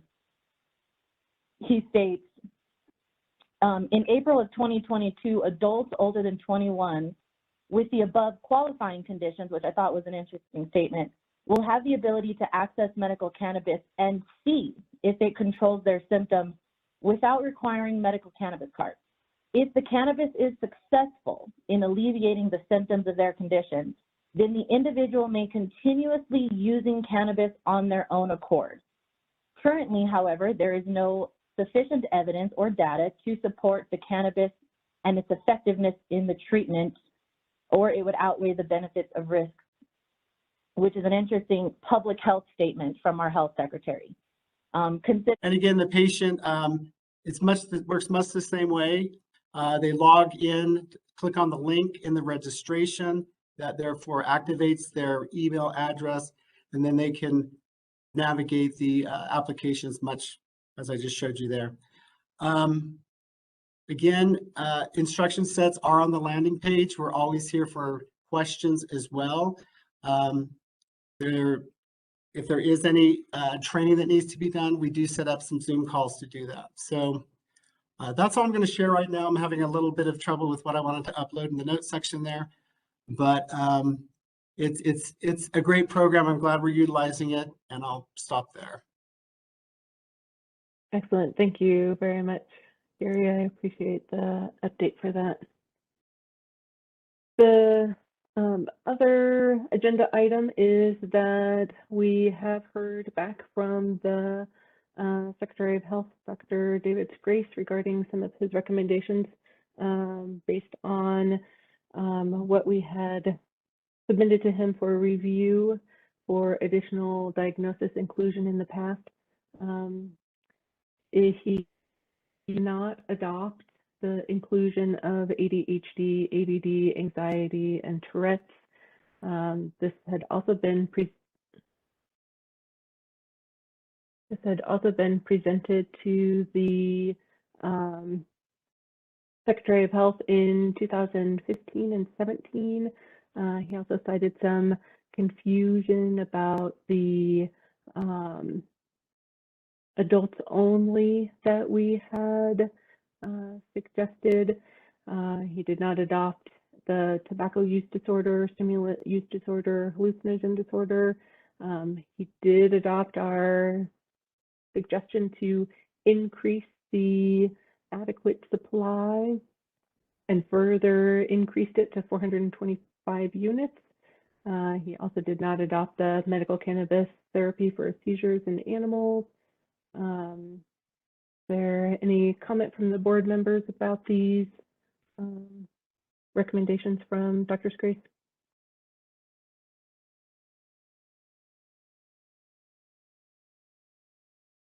Was there a reason given for why he did not accept recommendation for those new diagnoses? to be included? He did not. I'm sorry, was that something, like, could you guys not hear me when I was just talking? We could hear you. Okay, perfect.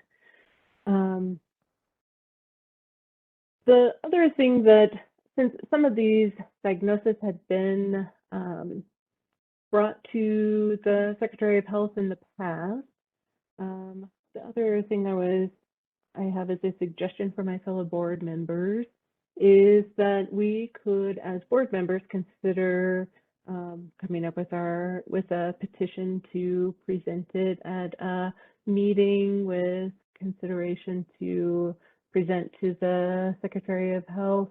I did not see anything in the advisory board responsibilities and duties from 7.34.2.8 that said that we are not allowed to meet in smaller groups that do not meet quorum in case there was something that more than one board member would want to work on as a petition. We could pass that by Chris Woodward to have some reassurance that that would be something that board members could do as smaller groups outside of quorum if we were working on a petition together. But I haven't been getting any other diagnosis petitions from the community either. So just something to think about moving forward. What do you guys think about that as board members doing petitions? I would be very happy to complete a petition for the inclusion of those diagnoses, as well as, I don't know if we can add one. I don't know if insomnia has ever been proposed as a diagnosis in the past, but my experience working with cancer patients is that medical cannabis is most helpful for insomnia issues as well as anxiety issues. So I really feel very strongly as a provider that those two diagnoses need to be included. Nice. I like this. I agree with you. And if you wanted to connect sometime to work on a petition that we could bring to the next meeting, I'd be happy to work with you on that. Let's do that. Awesome. All right. Yeah. Now is time for the public comment. So individuals who have pre-registered for the meeting and have requested to make a public comment will be able to comment first and should limit speaking time to 3 minutes. If you have not previously requested to make a public comment, please click on the raised hand icon on your computer or dial #3 if you're calling in by phone. I ask for assistance from the Department of Health Medical Cannabis Program with calling on the speakers and for monitoring the time. For those of you unable to make a public comment during the meeting, the public comment period will be open for 48 hours after the meeting. Please send all public comments to the following web address: medical.cannabis@state.nm.us. Thank you, and we look forward to hearing from you. Okay, the live public comment period is now open. You will have 3 minutes to speak. I will give you a warning at 30 seconds. There were a number of individuals who did pre-register with their name. However, these individuals have chosen to call in, so I don't know who is who. So if you would like to speak and make a comment, please dial #3 if you've called in. WebEx has also made some changes to protect your privacy. So it will actually ask you if you would like to be unmuted. So I will ask you if you would like to be unmuted, and then you can unmute yourself. So please dial #3 if you would like to make a comment. If not, I think I will just go down the list and say the first 6 digits of your phone number and ask if you'd like to speak.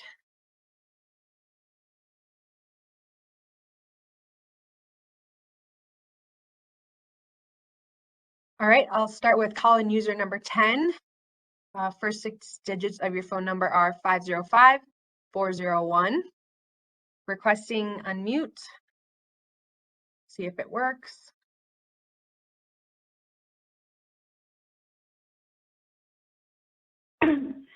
Good morning. Can you hear me? Yes, thank you. And please state your name, your first and last name, and if you are affiliated with anyone or any entity. Yes, this is Christina Caffrey. I'm an attorney with Ultra Health. What the advisory board has done today is blatantly illegal, both from a substantive and a process standpoint.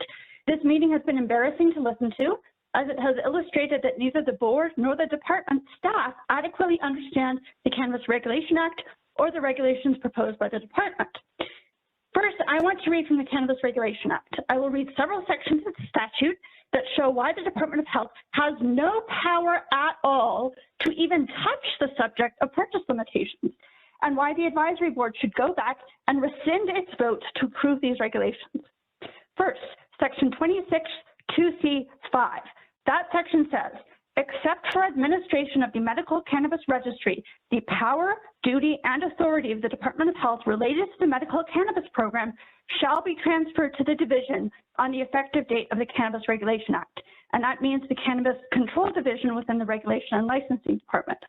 That means that the Department of Health simply has no power to limit the purchases of medical cannabis patients. Next, section 26(2)(c)(25)(a)(1) reads, the following conduct is lawful for a person who is 21 years of age or older: possessing, using, being under the influence of, displaying, purchasing, obtaining, or transporting not more cannabis than authorized by the Cannabis Regulation Act. Next, section 26(2)(c)(3)(b)(4)(a) directs the Cannabis Control Division within RLD to promulgate rules stating that, quote, a person who is 21 years old or older shall not purchase more than 2 ounces of cannabis, 16 grams of cannabis extract, and 800 milligrams of edible cannabis at one time. The statute says person. Now, I think medical cannabis patients are persons, and I don't think that should be a controversial position. I don't believe that they are some lesser class. I certainly don't believe that they are 3/5 of a person. They are persons, and they deserve all of the rights outlined in the statute. And if this board thinks that medical cannabis patients have lesser rights than other New Mexicans, that is seriously concerning. Next, section 742(3)(c) states, the cannabis excise tax shall not apply to retail sales of medical cannabis products sold to a qualified patient or primary caregiver who presents a registry identification card. That's it, period. There is no volume limitation on the tax exemption. No matter what quantity of cannabis medical cannabis patients purchase, it is tax exempt. Similarly, the gross receipts tax exemption contains no volume limitation, none at all. So what the Department is trying to do is make some medical cannabis taxable and some not taxable. That is a blatant violation of medical cannabis patients' statutory rights. And it should be very concerning to this board, which is supposed to be the guardian of the interests of medical cannabis patients. And in fact, there are medical cannabis patients who could not even get onto this meeting because the Department of Health.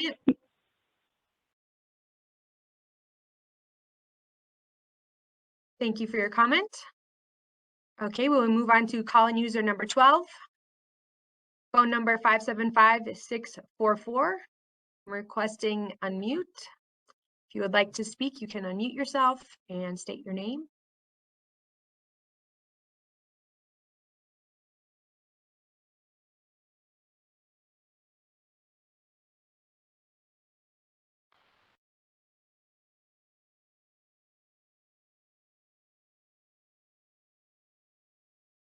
Hi, can anybody hear me? We can. Okay. Hello, and thank you for the opportunity to speak today. I'll make it quite short.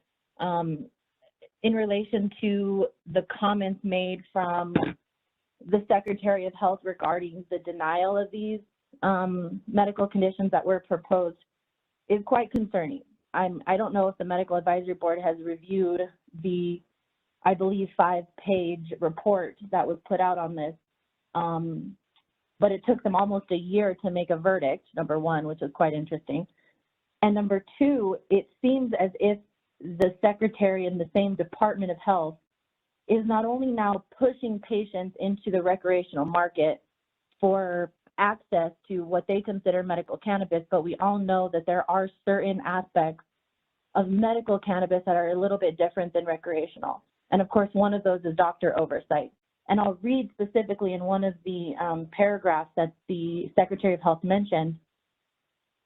He states, in April of 2022, adults older than 21 with the above qualifying conditions, which I thought was an interesting statement, will have the ability to access medical cannabis and see if it controls their symptoms without requiring medical cannabis cards. If the cannabis is successful in alleviating the symptoms of their condition, then the individual may continuously using cannabis on their own accord. Currently, however, there is no sufficient evidence or data to support the cannabis and its effectiveness in the treatment, or it would outweigh the benefits of risk, which is an interesting public health statement from our health secretary.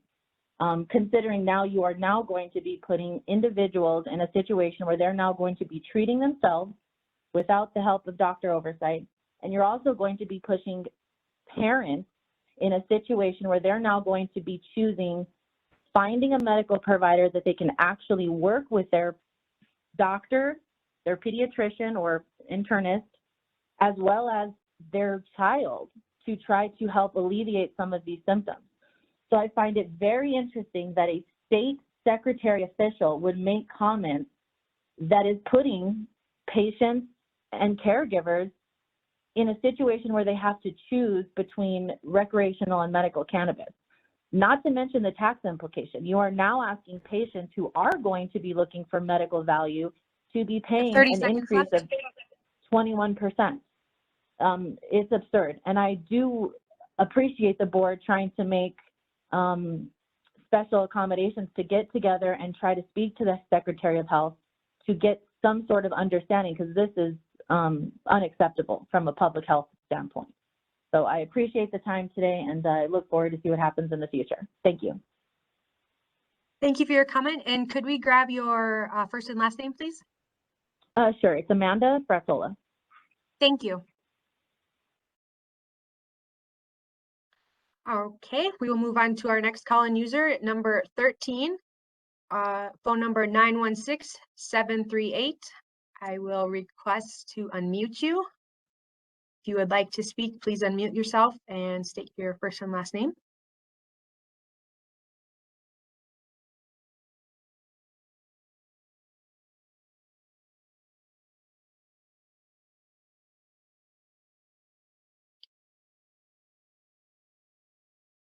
Can you hear me? Yes. Good morning. My name is Candy Deaton. The reason I'm calling, and you can tell me if this is appropriate or not, my concern with the program has to do with the medical patients like myself. I can grow at my house and I can stay under the limit, and I can still have enough to sell to the dispensaries or sell back to the state, but I'm not allowed to do that because I live next door to a church. But I'm allowed to grow myself in my limit anyway. I just can't sell it to the state because I live next to a church and I can't give a micro license. I think that they need to come up with something in between that. I'm retired and it could really benefit my income, and it wouldn't be any different, no different plant count or anything, only just the ability to sell back. And I don't know if there's anything that y'all can do or if it's even appropriate, but I just wanted to voice my opinion on that. And just thanks for trying to get the education going on the medical diagnosis to be accepted. I appreciate your time. Thank you very much. Thank you. Appreciate that. Thank you for your comment. Okay, moving on to call-in user 14. Phone number is 505-515. I will request unmute. You could state your first and last name. If you would like to speak, you can unmute yourself.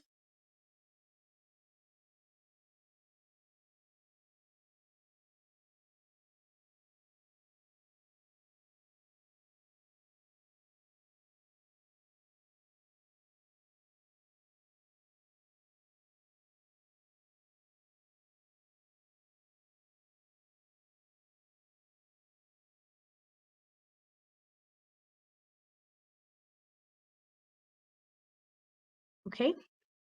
We'll move on to call-in user number 18. If you would like to speak, phone number 404-822. I am requesting unmute. If you would like to speak, please unmute yourself and state your name.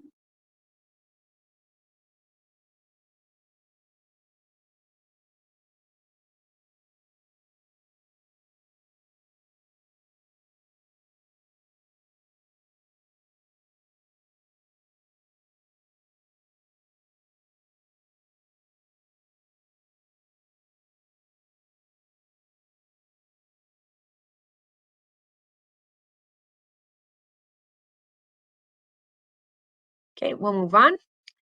Looks like call-in user number 17 has raised their hand. Thank you for that.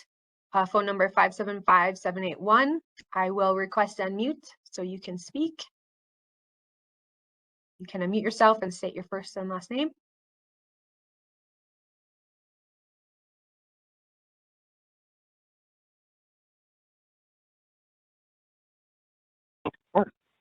Of course, thank you, and happy holidays, everyone. Don't forget to get your booster. My name is Cullen Vujosevic, Cullen Vujosevic. I'm here on behalf of the New Mexico Patients Collective. We're, of course, one of our larger just patient advocacy groups here in the state.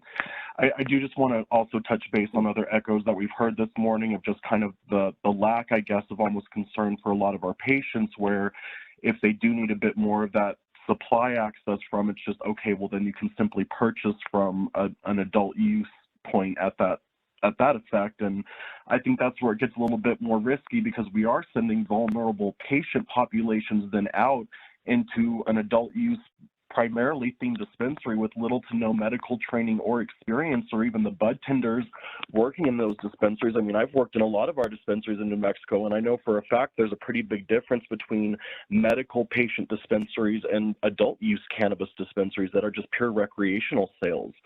So if we don't have any kind of medical training required or education requirements coming to bud tenders that do service medical patients, then we are setting ourselves up for some future liability problems in this state by having non-medical professionals or people that are non-medically trained handling suddenly the care of medical patients, sometimes fragile at that, or even their caregivers, in an adult use or recreational sale context. So we do need to be able to make sure that the DOH is also enforcing some kind of education and training requirement for employees and dispensaries that are handling medical cannabis patient sales. But beyond that, I think that even myself, I know how difficult it is to actually get a unit increase. I had to do it more than twice. And even then, the experience that I walked away with from trying to get my unit increase as an epileptic patient, it was very difficult and unfriendly from the New Mexico Department of Health. So I know that we could make things a little bit better and easier, and I really do just want to focus yet again that it's my second or third time asking in this meeting that can we please have the Department of Health yet again remember that it's patients we're working for, it's vulnerable patients sometimes at that, and I know everyone's stretched really hard. I know the pandemic and everything has been hard on everyone, but when it comes to our medical cannabis patients, we can't drop the ball of care for them. We have to still continuously advocate for the needs of our patients and work together to ensure that everyone is adequately getting the medication they need. And that may not be assigned to just some arbitrary number. We actually have to look at 30 units seconds as far left. as content. But I just wanted to say thank you for your time, everyone. Happy holidays, and go get your booster. Thank you for your comment. Moving on to call-in user number 2, phone number 480-246. I will request unmute. If you would like to speak, please unmute yourself. State your name.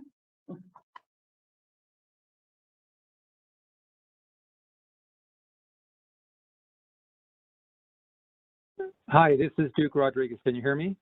Sure can. Thank you. Wow. All I can say is completely shocking from today's hearing. This harsh rule applies an over 20% tax on one of the most vulnerable populations in New Mexico.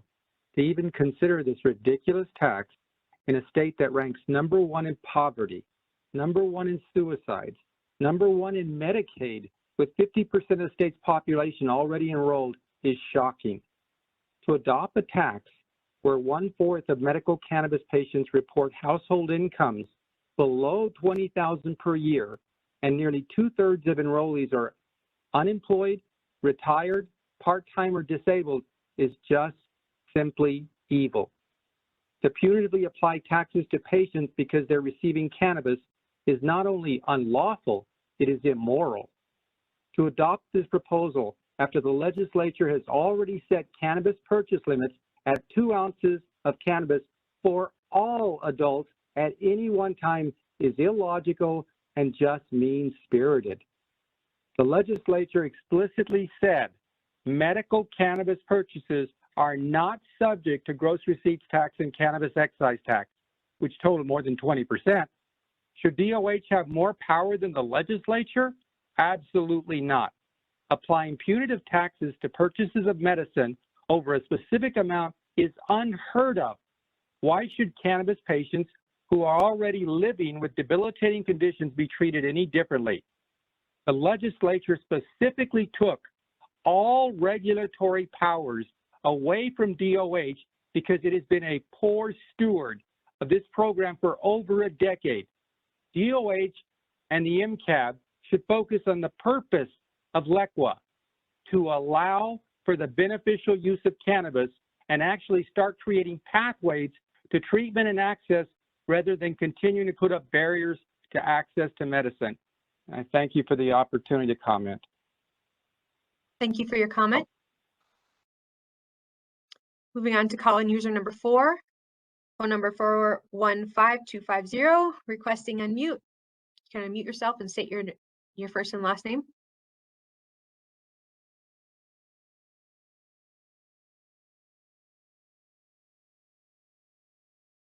Hello, can you hear me? Yes, we can. Hi, my name is Kylie Safa. As the original petitioner who has been referenced as the only source of supporting evidence for the proposed purchase limit increase, I feel it is important to set the record straight. This particular petition was first submitted to the Department of Health in March 2019. Here we are over 2 years later and in a whole new world of cannabis in New Mexico, and now DOH chooses to act. As you are aware, the entire landscape of cannabis in New Mexico has changed as of June 29, 2021 with the enactment of the Cannabis Regulation Act. The petition to increase patient purchase limits is no longer relevant because 1, patient purchase limits were increased in statute to well over what DOH is proposing, and 2, DOH no longer has authority on anything cannabis related except the patient registry. Had this proposed amendment to Rule 7.34.3 occurred over 2 years ago, when originally brought to the department's attention, this would have been a victory for medical cannabis patients. In today's world, however, it is nothing short of a slap in the face. It is an illegal attempt to impede on the rights provided by the CRA and an illegal attempt to create a taxing scheme in which the department has no authority. A medical cannabis patient makes medical purchases, period. A patient's chronic medical conditions and medical needs do not cease because DOH says so. Thank you for the opportunity to comment. Thank you for your comment. Okay, moving on to call-in user number 5505310. I'm requesting unmute. If you would like to speak, you can unmute yourself, state your first and last name.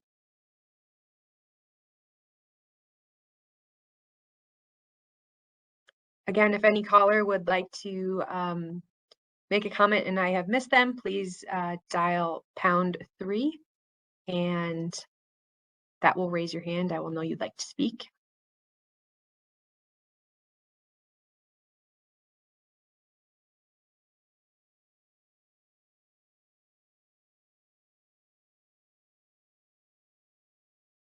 Okay, I will move on to call-in user number 7505929. I will unmute you. Please unmute yourself. State your first and last name.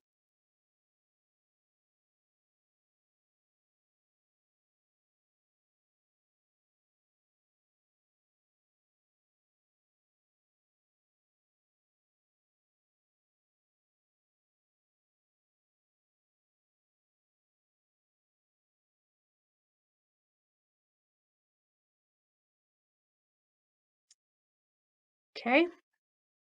Looks like we have no more individuals who would like to comment. If you weren't able to comment or would like to make a comment after the meeting, Please submit all comments to medical.cannabis@state.nm.us and reference MCAB 12-7. Excellent. Thank you very much for the public comment. I also appreciate all of your time today. It's a pleasure to participate on this board, and I appreciate all of the work that you do and your work for patients and with medical cannabis. At this time, I'd like to propose that the members of the board discuss dates for our next Medical Cannabis Advisory Board meeting. I suggest sometime from mid-March through April on a Tuesday. We could consider March 15, 22, 29, or any Tuesday in April. Does the board have any preference?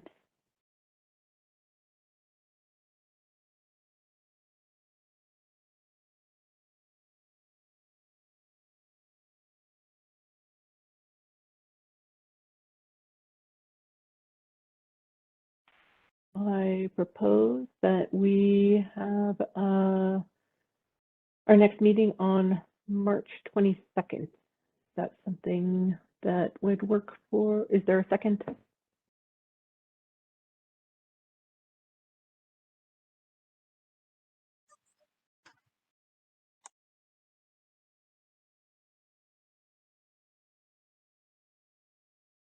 Alan, did you say something? I think you were muted.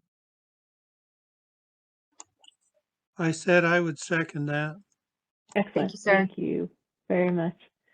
All right, so we will have our next meeting on March 22nd with public posting 1 month prior. It is now 10:59 on December 7th. I motion that the meeting is adjourned. Is there a second?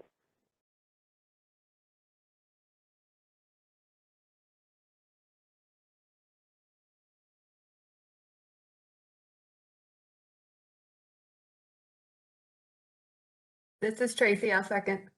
Thank you, Tracy. All right, thank you all very much. We'll see you in March. Thank you, everybody.